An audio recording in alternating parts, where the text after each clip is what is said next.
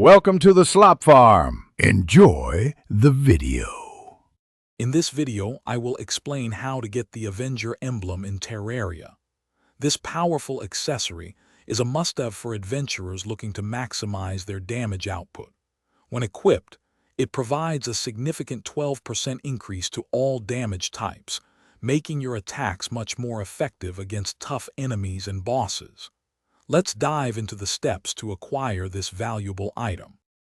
Your journey begins by defeating the Wall of Flesh, the final boss of pre-hard mode found deep within the underworld.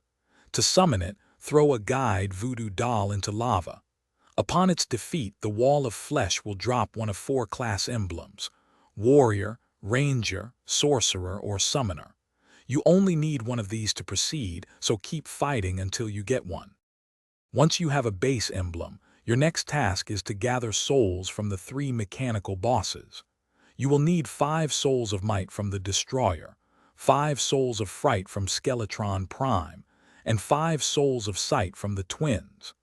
Each of these formidable foes must be defeated to collect the necessary 25 souls for your crafting recipe. With all your materials in hand, head to a tinkerer's workshop.